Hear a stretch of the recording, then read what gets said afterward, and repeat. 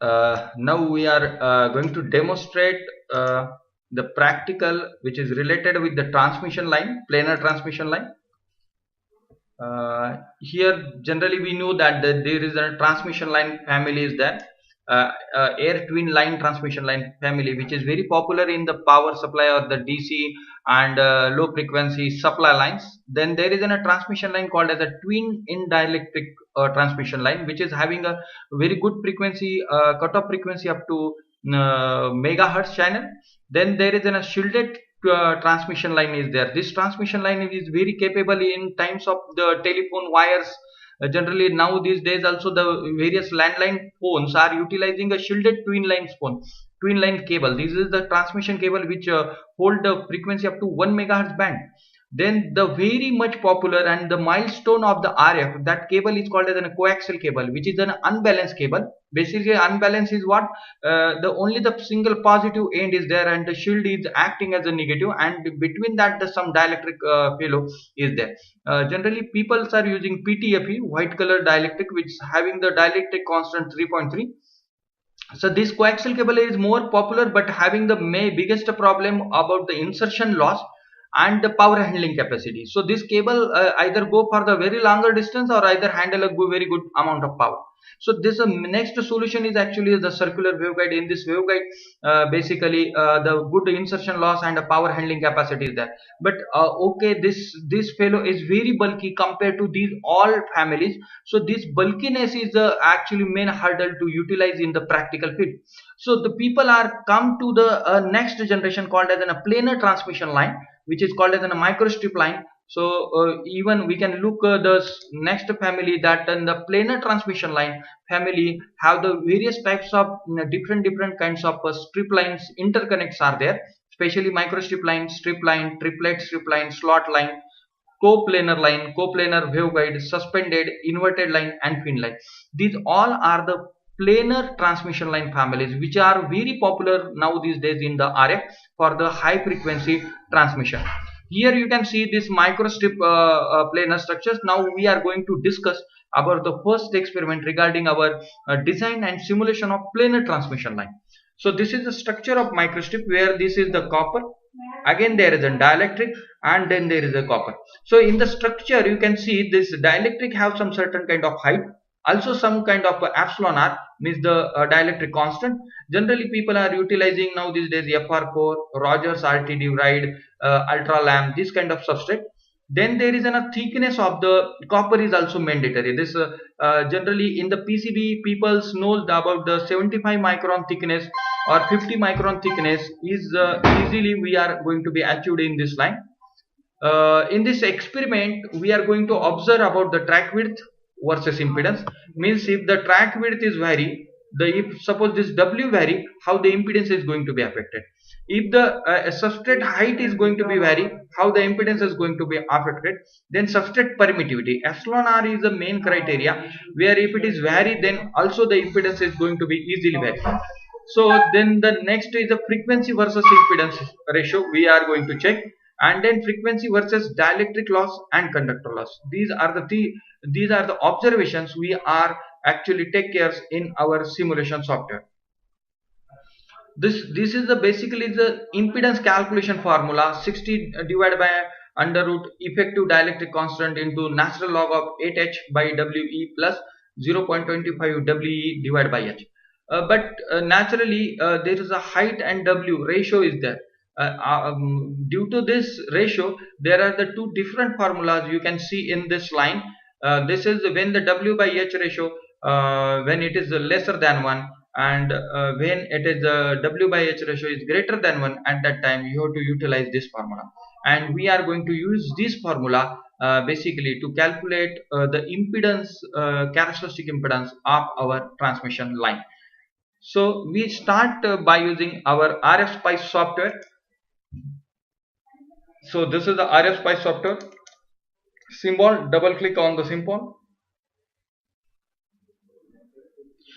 Okay, so this software is this is a schematic window or schematic where you can draw your circuits. This is the palettes where you can attend the various types of functionality, and this is the general toolbar what you can see here. Okay, so the three segments are there: schematic window, general toolbar, and the palettes, functional palettes. So here you can go to file menu, click on the open device editor. If you click on this, it will open RFSpice R12. This is a device editor. Basically here we are actually diagnosing our various strip lines, and click on the RM button. You can see the micro strip line, coupled micro strip line, coupled strip lines, coplanar waveguide, finite ground plane, finite ground CPW, conductor backed CPW, coaxial line, twin line. All this transmission line, basically you can calculate various kinds of effects on by using this calculator. So this is just a small calculator, but very quickly it will give us a confidence about the design. So now I click on the microstrip line calculator. Here the first parameter is 1.6. About the thickness, means the thickness is asking, and generally people are utilizing 1.6 or 0.8 mm thickness for their substrate. Permittivity is suppose 4.4. Now my loss tangent 0.09. It is a this loss tangent is very important, and this data is provided by the material fellow or the PCB fellow who can tell you this data. Generally strip width I suppose simply consider 3 mm first. Metallization thickness is 0.05, so we can say the 50 micron thickness is there. Conductivity I remains constant for that, and frequency suppose 1 gigahertz, and say compute. So if we go and compute, what we will get? We will get Z0 value, impedance. Effective permittivity is 3.32. Guided wavelength is 164. Then your conductor attenuation is 0.00560, and dielectric attenuation is 1.55 Nm per meter. So you are getting this much dielectric loss at for this much input parameter. So now first our we are going to vary the thickness. Suppose if I, instead of this, if I vary the thickness like 0.8 mm, okay, which is available in the market, and see, if I reduce the thickness, your impedance is going to be reduced. Suppose again if I reduce the 0.2 mm, very small substrate, the impedance goes on decreasing. Okay, so now this is a 10 ohm almost you are getting. If I keep it as like 2.0 instead of 20, suddenly got an increasing. If I go for directly 2.4, which is also readily available in the market, so 63 ohm, means if this thickness varies in the downward side, impedance also downward goes in the downward side. Okay, so I again keep at 1.6 and say compute. Okay, now it's computed. Okay, now the second thing is we are going to vary the permittivity. Earlier 4.4 is there, now we go for the 2.4. okay, just sorry, 2.2, exactly half of the things. And now we can look this impedance is goes on higher side, so from 50 to 68 it is going to be transferred. If I click it on 1 and say compute, okay, then impedance is, you can see this impedance is 92 ohm. 92 ohm. So this very good impedance is there. At the same time, dielectric attenuation is very there is actually air is one dielectric is in the air, that's why the dielectric is very efficient, that's why it shows like reading like this, but the still conductor attenuation is there. We will come revert afterwards time. Suppose if I keep it 1.5, then also something attenuation is there. At the 1 means air side efficiency is 100%, so dielectric attenuation is not showing at that time. Okay, so so if we vary the permittivity at a higher side like 5, so you can look at this impedance, or suppose if it is 10, look the impedance, okay, 34. So as you go on higher and higher side, your permittivity, your impedances is goes on decreasing side. At the same time, there is a natural very good effect on the guided wavelength also. See, now the guided wavelength is 1112. For the 10 permittivity, epsilon r 10, your guided wavelength is 1110, and if you keep it like 1 only, then you can see the drastic change, 300 Earlier that is real to 100, now it is close to 300. So there is a naturally phenomenon that if you higher the dielectric, your guided wavelength is get vary. Guided wavelength means for the occupancy of the positive and negative cycle, if the 10 is dielectric constant, then you require only 112 mm required to occupy positive and negative cycle. So by using this parameter, you can check the effect over the Z0, permittivity, guided wavelength, conduction attenuation, and dielectric conduction. Now we will see the effect of the frequency. Okay, and here we place 4.4, say compute, and now it is 50 ohm. Okay, now I vary the frequency 2.4 to 2.5 and say compute. There is no change in Z0. Even I place 1 gigahertz, there is no change in Z0. If I change 0.5, say compute, there is no change in Z0. Means the frequency and Z0 relation is very constant. They are not affected with each other. But when I vary this, definitely the losses are going to be vary. If the lower frequency, lower losses. If it is a frequency like 5 gigahertz and say I compute, so earlier that is a 0.77, now it is 7.77 Nepher per meter. So the losses are the function of frequency, and these parameters are the function of the characteristic impedance.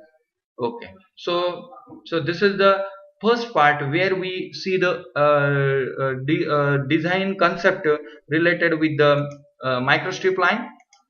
So now we comes to our simulation software and take a microstrip line, place here, double click on the strip. You have to double click on the parameter, say ask about the W. So we will keep our we will type here 3 mm, height is 1.6 mm, epsilon r is 4.4, length is almost 68, sigma you can take this value 1 into 10 to the power 3, then 0.09, then thickness is 0.05, and so we fill all the parameter of the microstrip. See, click OK.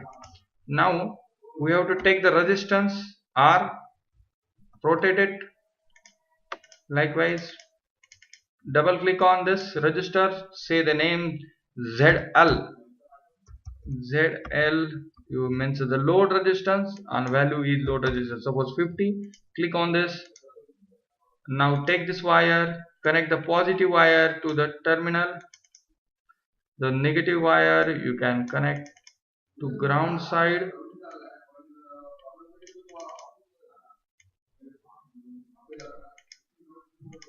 Okay, now I press the 0 button on the your keyboard, so to connect the ground.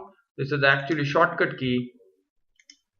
Okay, now the groundeds are connected. This is microstrip ready. Press Alt and N for the port, Alt and N button to make the excite the port P1. So suppose my port name is P1, say click on OK. So now the port is there. This is a microstrip which is terminated to 50 ohm. Now I go for the testing. Testing is this is the palette for the testing. So you have to click on the test. So these are the various parameters to test your circuit. Generally for this microstrip line or transmission planar transmission line, we prefer network analysis, that generally called as an Z parameter, S parameter, and the switcher. So first we have to select our node, that is P1. So click on the node, select a P1 because here name is P1. Okay, then go to the next tab called as a sweep, enter the frequency to gigahertz to 2.5 gigahertz. Okay, say to linear, say megahertz, click on 10. The next button is first we understood the S parameter plot, then the Z parameter plot, then impedance plot, which is this all plots are representing your impedances characteristic held by this transmission line. Okay, so we keep out degree here side. Cartesian plot we only required in decibel. We required first to see the S parameter and say run. Okay, So go to layout button and say single window. Okay, now you can visualize this graph is completely in the red color. This axis is a frequency, this is axis is S11 means a return loss. Same like your network analyzer plot, and you can see here the constant of -29, -32, -42. So this we are getting very good return loss at this frequency. In fact, if we keep the marker over here, 41.28 dB return loss we are achieving at the frequency of 2.4 gigahertz. So nice return loss we are achieving at this frequency. This is the S11 graph, return loss graph. Now we into the impedance plot, Cartesian, real and imaginary, and here we go to impedance. Definitely first we will see the real and imaginary, so we have to keep out decibels and degree. Only the Cartesian and Z settings are there. Again say run. Okay, so when we run, we have the two plots. One is the red color plot and second is the green color plot. Even you can adjust your graph also. Go to graph, say click on this thing, say background is white. Okay, now okay, so on the 2.4 gigahertz you can go there, and if you put the marker is 50.200 is exactly ohm impedance, and at the real side you can see this is 800 milli ohm. So very small reactive part is present on the 2.4 gigahertz, very small part of the reactive. Here the XL value is almost 2.4 ohm, but in this area you can see this reactive value is in the milli ohm. So this is exactly the match, proof of match for the impedance side.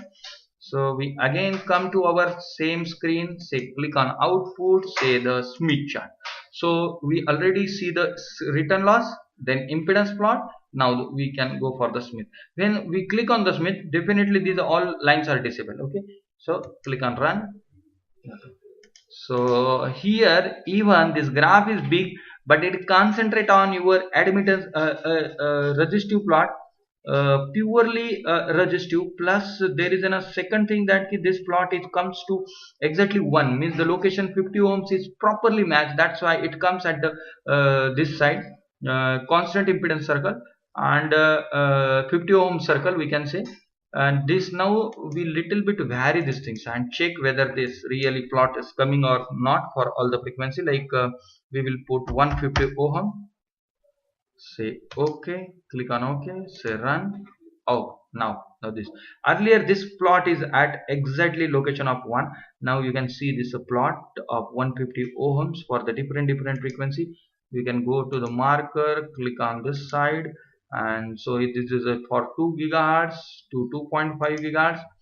Earlier 2.2 gigahertz is a totally inductive side, and then 2.5 gigahertz is to coming towards the capacitive side. So in this plot we can vary the impedances, and we can check the Smith chart value, as well as you vary these things and also check the Z plot, S return loss plot. Also we can quickly see the return loss plot of the 150 ohm. So go to Cartesian, say yes parameter, and say only run. Okay, now you can see this plot is coming about the S parameter. We can keep a decibel degree and again say run. Okay, now it is very close to -10. Earlier that is a -50, -45 is there. Even if we go in the this side and say to 50 ohm, this line is absolutely above the -10 dB. So the return loss is completely vanished. It is completely gone out above than -10 dB. So it is the giving the proof that now this plot, or for this entire frequency band, the return loss is not present. So the return loss is very big. So here we can say that is a perfectly mismatched sections is there.